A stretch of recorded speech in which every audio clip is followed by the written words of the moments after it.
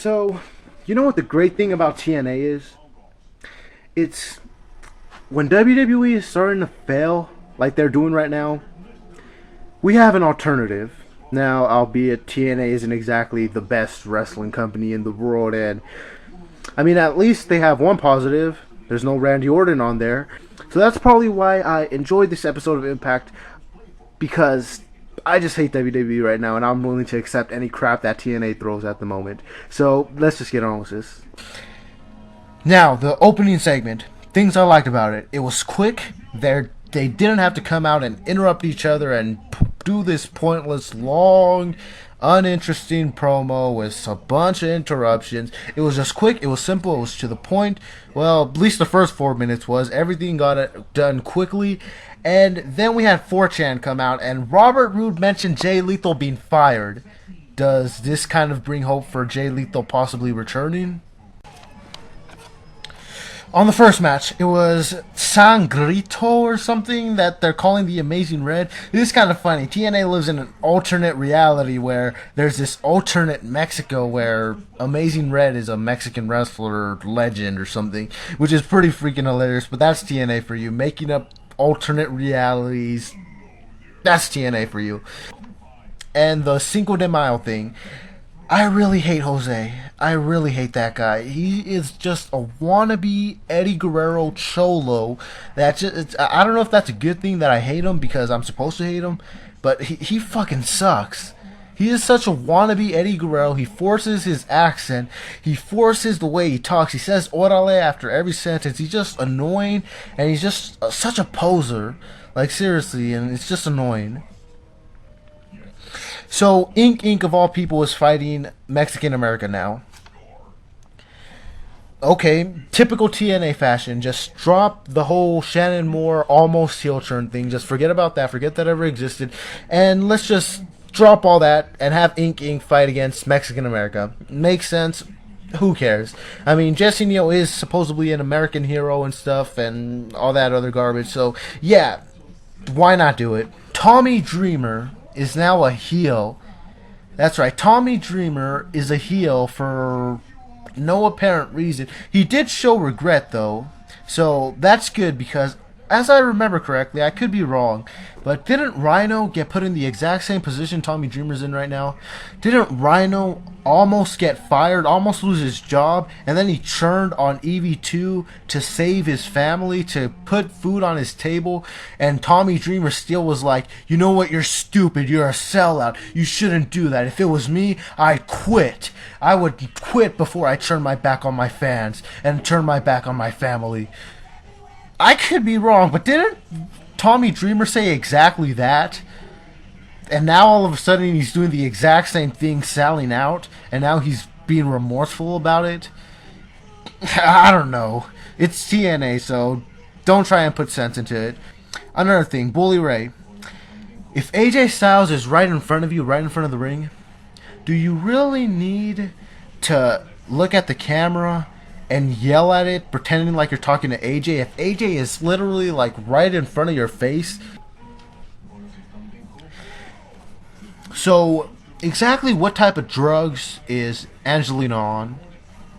Anyone know? She's probably the same drugs Festus is on, because what type of drugs can you be on where you're completely under the control of someone else, like a freaking zombie, and you'll attack anyone just because this one person tells you to? What kind of drug does that?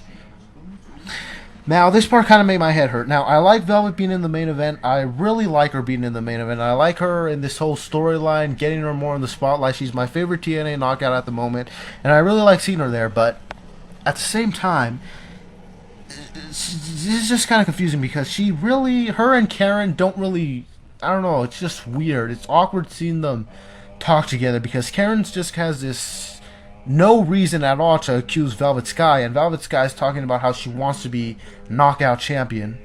So there's really no reason for them to be doing all this. I don't know, it just kind of made my head hurt, but as little sense as this makes, I just like seeing Velvet Sky in this thing. Brooke is back in TNA. Great to see Brooke. I love her. I'm not going to call her Miss Tessmacher. I'm going to call her Brooke because that's what I remember her from Extreme Expose. Brooke, and plus I like that name, Brooke. So, Brooke is back in TNA, and she's still in a bunch of gimmicks though. Like she's kind of a mix between Tracy Brooke's gimmick of being that whole smart teacher with glasses or something. Also a mix between Candice Michelle's entrance, and a mix between Velvet Sky with that little thing she pulled with the referee. I'm completely fine with that. She works it pretty damn well. She looks pretty damn hot. She was really freaking hot in what she was wearing today. So, love Brooke. Hope I see more of her on TNA Impact. Now, as far as Brooke's performance in this match, she could improve. That's all I'm going to say. She could improve. She was kind of sloppy in the ring a little bit.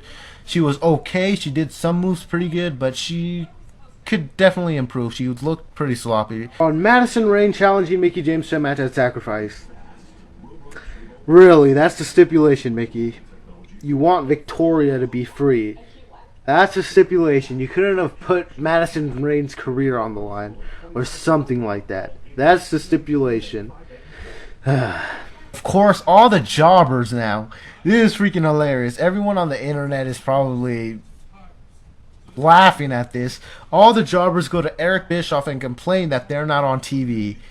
And what's worse is you have Max Fuck there, who won an X Division Championship match at Lockdown, which he still hasn't gotten. And you have Amazing Red, who competed in a match earlier as a different wrestler. It is just kind of funny. And again, they bring up the whole Jay Lethal thing. Again, could this be a sign? Jay Lethal coming back to TNA? Maybe they do realize that. Either that or the wrestlers are just shooting a lot. Now, the main event. Did they really need to do the pre-match introductions? So, Angelina, what is she? Is she supposed to be indestructible or what? Because 1 second she's being hit, she's taking all these hits, she's not being hurt, and then the next she's on the floor rolling around like she just got hit by a truck.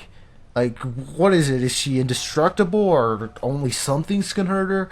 Like, at least if you're gonna do this, at least do something like The Undertaker. Like, when she knocks you off your feet, like, sit up or get up slowly or just look pissed off instead of hurt. Like, if you're really indestructible, play it off as if, like, you're just pissed off and just get up, like, really slowly or something like that. Either that, because, like, what's the point of trying to make you look indestructible if you're actually not indestructible?